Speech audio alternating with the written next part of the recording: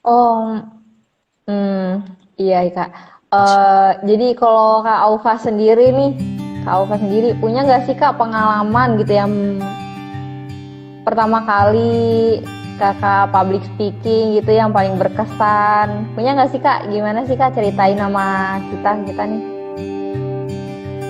pengalaman public Hmm, speakingnya?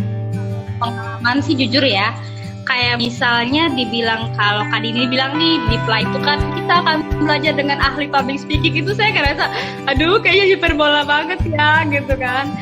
Cuman gini, kalau pengalaman sih sebenarnya saya juga belum banyak ya, belum banyak pengalaman. Tapi pertama kali saya coba public speaking untuk tampil di depan umum sih sebenarnya untuk berbicara baru-baru ini. Tapi kalau untuk tampil seperti saya kebetulan sering di acara-acara macam nyanyi ya, kebetulan saya hobi nyanyi, jadi ketika ada acara atau event-event saya suka nyanyi, entah di sekolah atau di mana saya suka nyanyi, dan itu saya percaya diri kalau saya nyanyi gitu. Tapi kelemahan saya itu ketika berbicara di depan umum, bukan nyanyi ya, misalnya jadi MC atau jadi moderator, itu sesuatu hal yang menurut saya itu serem banget gitu kan. Awalnya memang ketika saya masih kuliah kan teman-teman ya ada yang zamannya Ashari itu, dia selalu bilang ayo dong jadi MC gitu, ayo dong jadi moderator, tapi saya selalu nggak pernah mau.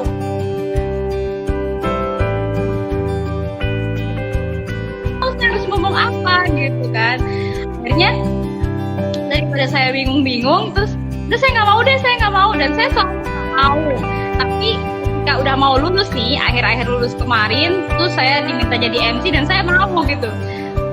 Seminar terakhir kalau nggak salah, seminar terakhir sebelum dia pergantian BEM ya kalau nggak salah. Jadi kita tunjuk-tunjukkan nih siapa yang mau jadi MC, siapa yang mau jadi MC. Akhirnya saya dengan percaya diri, oke, saya yang jadi MC gitu. Padahal saya nggak ngomong apa gitu kan. Saya bikin. Waduh. Dan itu namanya sama ya. Jujur itu saya teknis banget, bener-bener ngeliat teks. Jadi bukan tadi apa yang saya sampaikan, itu yang justru yang bikin kita kaku gitu. Jadi pertama kali saya jadi benar-benar berbicara di depan tuh, kalau anak mungkin udah biasa ya, depan murid-murid itu kan tidak sedeg-degan kan, orang-orang, maaf nih, orang-orang yang berpengaruh seperti dosen-dosen kita yang hebat gitu ya. Kalau di depan Thank you for anak-anak kan watching kita this sudah video biasa gitu, until it mungkin is mengajar, finished. jadi masih If percaya useful diri to aja. you Tapi guys, untuk please like berata and share this video. If you have di any depan orang suggestions banyak, for di us, depan leave a orang-orang message in the penting, comments field. di depan Always dosen-dosen kita support us tuh by clicking the subscribe baru-baru button ini aja because gitu. it means a lot to MC us. yang kalau nggak To the salah next video. pas, See you. pas narasumbernya Pak Sofian kalau nggak salah ya. Kalau nggak salah itu Pak narasumbernya Pak Sofian, kemudian jadi MC lagi ketika ada acara miladnya Pak Profesor Bambang, itu jadi MC. Dan itu masih teknis banget, tapi udah mulai percaya dirinya, udah mulai sedikit-sedikit.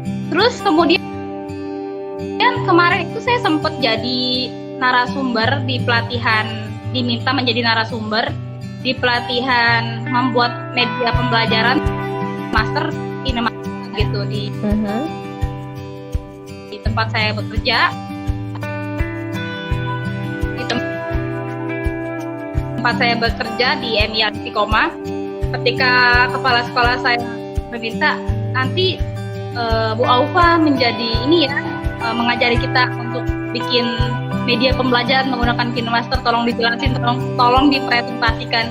Jujur itu saya nggak pakai teks, bener-bener aduh gimana ya gitu kan. Akhirnya saya coba, ya udah deh saya bisa gitu, karena saya bener-bener itu nggak pakai teks. Yang biasanya saya bicara di depan umum itu pakai teks, ini bener-bener nggak pakai teks, dan ternyata saya bisa gitu kan. Karena pertama saya niatin pada diri saya yakin saya bisa gitu. Akhirnya yang kedua, bismillah, saya berdoa mudah-mudahan lancar. Saya kemudian tampil di depan itu banyak banget, lebih dari 20 aja, banyak lah gitu kan. Saya mulai dari pembukaan kata gitu, mulai dari sampai sampai inti, penutup. Itu benar-benar nggak pakai teks. Terus Wah, selesai. keren banget tuh Kak. Iya, kata saya bisa ya gitu kan. Selama ini tuh Wah, itu saya takutkan, tapi ternyata saya bisa tanpa menggunakan teks, yaitu karena kita menguasai apa yang mau kita sampaikan gitu. Jadi iya, buat teman-teman Kak.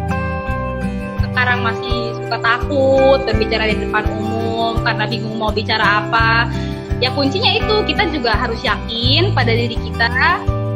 Kita tahu apa yang mau kita sampaikan gitu. Kayak kemarin, tapi untuk masalah grogi sih masih. Kemarin kan kebetulan saya diamanahin sama Profesor Bambang untuk menjadi moderator, dan itu kalinya saya jadi moderator di kampus setelah udah lulus. Kayaknya kena juga. Wah, keren Kak. Akhirnya saya sharing ke Profesor Bambang, kata saya, Pak, mohon maaf gitu, pertama kalinya saya jadi moderator, dan jujur saya belum bisa berbicara dengan tertata. Untuk public speaking saya masih belajar banyak. Kata beliau, kalau kita jadi moderator itu nggak usah takut gitu, nggak usah takut salah. Kita harus tenang menyampaikan apa yang mau kita sampaikan. Kita harus menguasai. Kita sebagai moderator, misalnya kayak kemarin tentang webinar akhir studi, kita harus tahu dulu nih apa yang mau kita sampaikan tentang webinar akhir studi gitu. Pasti kalau kita udah tahu, insya Allah tuh nggak akan serem yang kita pikirkan gitu kan.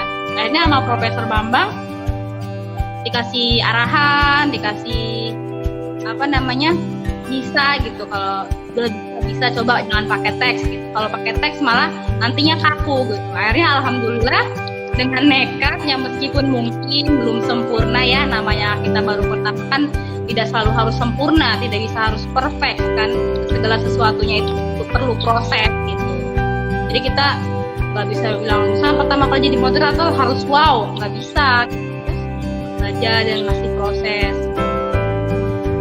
Saya juga berterima kasih nih kepada dosen-dosen kita yang hebat, Bapak Adi Hidayat, Profesor Dr. Bamba yang mungkin saat ini sedang menyimak juga di live Instagram kita, yang sudah banyak memotivasi kita semua, termasuk motivasi saya dan dalam public speaking. Saya juga masih perlu belajar banyak dengan beliau tentang public speaking ya.